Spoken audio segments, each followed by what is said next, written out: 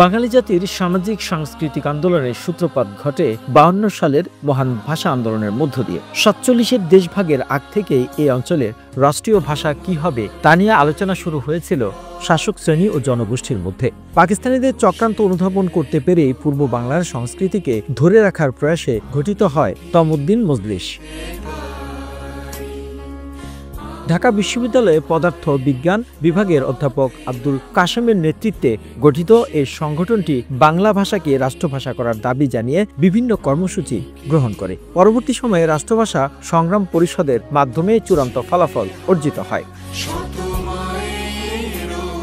এই আন্দোলনের পরবর্তী সকল সামাজিক, সাংস্কৃতিক, রাজনৈতিক আন্দোলনে প্রেরণা যোগায়। এই সংগ্রামে পাকিস্তানি হানাদার বাহিনীর হাতে প্রাণ দিয়েছে সালাম, বরকত, রফিক সহ অনেকে। পঙ্গুত্ব বরণ করেন বিশাল সংখ্যক বাংলা ভাষাভাষী মানুষ। গতকাল বুধবার শহীদ মিনার এলাকায় ঘুরে দেখা যায় সৌন্দর্য বাড়াতে শহীদ মিনার সহ আশেপাশের রাস্তায় দেয়ালে রং করা হয়েছে। এছাড়া শহীদ মিনারের মূল বেদি সহ সংলগ্ন এলাকা ঝাড় দেওয়ার পর ধুয়ে মুছে পরিষ্কার করার কাজ চলছে পুরাদমে।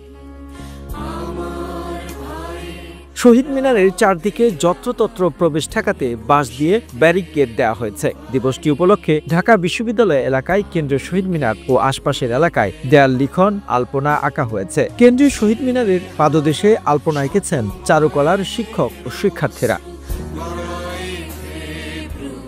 শহীদ মিনার এলাকা ঘুরে আরও দেখা যায় পুরো শহীদ মিনারকে নিরাপত্তা বেষ্টনীর মধ্যে নিয়ে আসা হয়েছে। ডিএমপির পক্ষ থেকে বসানো হচ্ছে ওয়াচ টাওয়ার। যে কোনো ধরনের অপ্রীতিকর ঘটনা এড়াতে আইন শৃঙ্খলা রক্ষাকারী বাহিনী সতর্ক অবস্থানে রয়েছে। ডিএমপি ও ফায়ার সার্ভিসের কন্ট্রোল রুম বসানো হয়েছে।